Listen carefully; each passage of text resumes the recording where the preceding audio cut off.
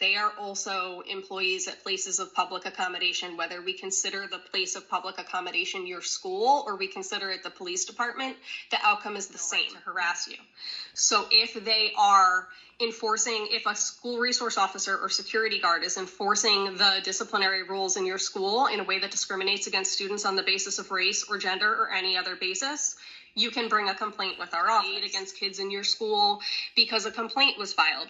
You should know that the law against discrimination also has extremely strong anti-retaliation provisions. And what that means is that if somebody files a complaint with our office for discrimination or harassment, and anyone, retaliates against them for any reason in connection with the filing of that complaint, or in connection with them serving as a witness in front of our office, even if they're not the person who filed, but they just talked to our office, if anyone in any way connected to that complaint is retaliated against, that is a separate violation. Investigations and enforcement side, we're not able to act unless there is a report filed. So we're able to empower our community by the community empowering us through filing these reports. If we don't know of them, and what we also have to distinguish. So if a grievance is filed, say with the police department or with a school, DCR doesn't necessarily get that. A few weeks ago, I was walking in the hall and a kid behind me said to me that you are a slave. And I didn't not care about the experience.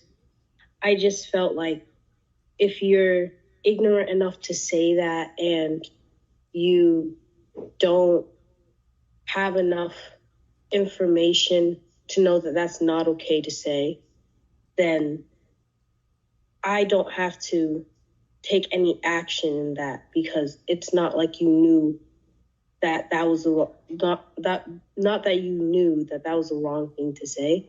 So I wasn't really affected by it.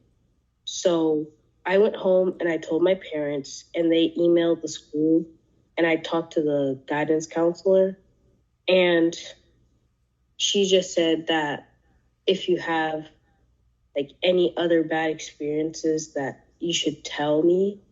And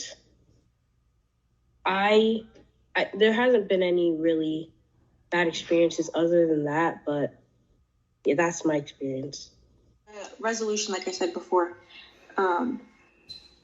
just ongoing training on a yearly basis. And I know that there are, like diversity programs for teachers and things like that. But at least from what I'm understanding, even from like having conversations with teachers, that isn't necessarily teaching them how to handle these situations. It's just acknowledging the fact that there needs to be diversity in schools. Our young people in their schools.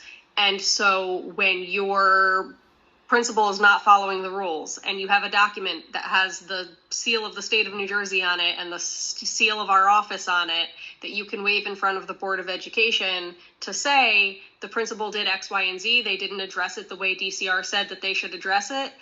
I want to see our communities taking boards of ed to task for doing that too, and then know that we're here to address any complaints if that advocacy doesn't go well, right? If boards of ed or principals or other administrators are not responsive to concerns.